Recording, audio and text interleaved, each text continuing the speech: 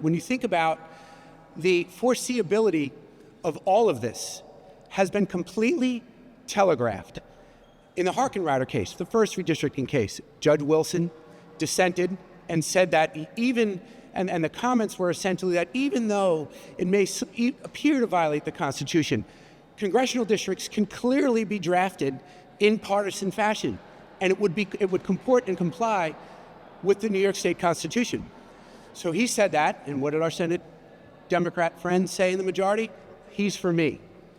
Prior to his confirmation, I specifically asked him, as a ranking member on the Judiciary Committee at his confirmation hearing, what can you tell us to ensure that women will be protected in light of the decision in Reagan where you fabricated and created a new legal standard? The delay was 4 years. The statute of limitations on rape doesn't exist. There is no statute of limitations on rape. So if you're raped 20 years ago, you can still be prosecuted today. More importantly, in that analysis, he said there was no prejudice to the defendant.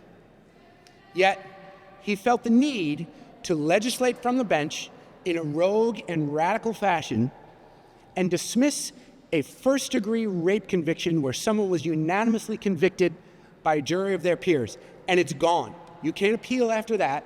The case is over.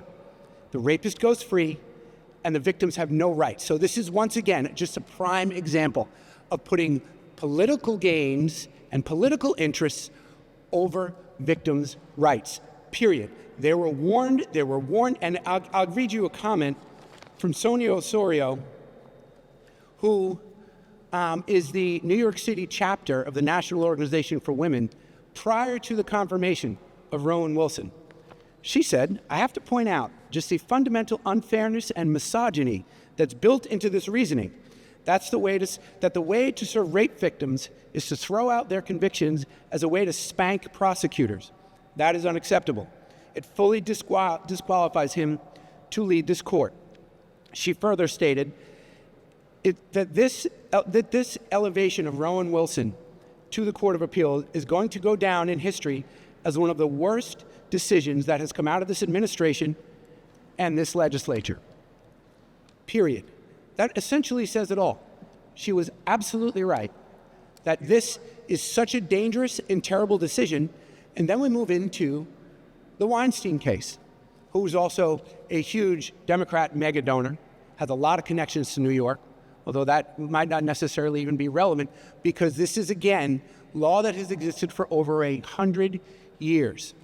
And when Caitlin Halligan and Shirley Troutman said that for undisclosed reasons, Caitlin Halligan said she knew one of the litigants, despite telling us to the contrary, that her relationship with the appellate bar will not affect her ability to sit on cases. She recused herself. Judge Troutman just recited the statute. We brought in Christine Clark and Betsy Barros. Again, the telegraphing of where they were going was quite obvious. Betsy Barros rendered a decision, ironically, dissented a decision drafted by Hector LaSalle and the majority, confirming the gun conviction of a defendant who said it was his girlfriend's gun. On 2 prior occasions, one, he wasn't charged. He was an NBA basketball player. He said, oh, it's my girlfriend's gun. He was found with a gun in a pillowcase on an airplane. They didn't charge him.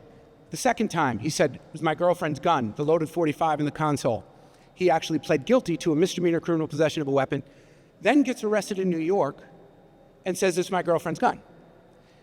They put the prior 2 cases in under that case Molyneux, and Betsy Barros said she would have thrown that case out had she been able to get her way in her dissent in the Telfair case. So clearly now you have a chief judge who's manipulating the court, who's manufacturing votes to suit his progressive and activist. This is as activist a court as you can find. Why? That gets me to the legislation. Because now the legislature needs to respond with law to try and bind the courts to fix it. He's legislating from the bench. It's outrageous, it's dangerous, and this bill will simply codify what's called the Molyneux rule. And my bill's a little different than some other bills that have been proposed because I looked at some other bills and I know that some Senator Janoris picked up Amy Paulin's bill. Specifically in New York state law, you need to have the judge continue to render a balanced decision once you can determine whether the evidence is relevant and admissible. So we always used to say in the DA's office, it's the mimic rule.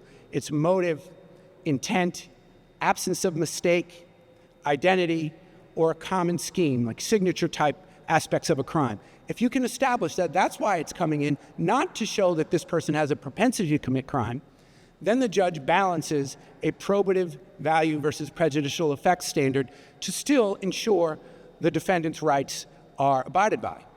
So that's essentially all that this bill does, is it codifies Molyneux. Now, the federal statute and many other states allow prior bad acts or sexual assaults into a current sexual assault into evidence. However, it needs to be limited to an extent that the judge still must have, if you can prove relevance, the ability to exclude it based upon really fairness to the defendant. For example, someone's committed 15 robberies in their lifetime. They're now charged with robbery. Clearly, they committed this robbery. That's not how it works in the state of New York. We need to prove the elements of each and every new crime with new, relevant, and legally admissible evidence. You can't just say this is a bad person, that they now should be convicted. So that's really the nuance of it. I can get further into it with any questions, but this package of bills is going to, most importantly, fix this terrible loophole that was created by, I'll suggest, a rogue judge. We knew it was coming, but they were more concerned about the right decision on redistricting than they were about the safety of women in New York. And I tell you this, folks, there's more to come. We can't see where it's going now, but if this judge is allowed to continue in this fashion, to vouch in people that'll agree with him, instead of just allow and mandate that the judges who sit on the Court of Appeals, who are confirmed and get the big bucks to sit there, they're the ones that should be rendering these decisions. Or, like we've done for the previous several decades and decades in New York State, when a judge recuses themselves, as long as there's a quorum, you render a decision with who's left. It's quite simple.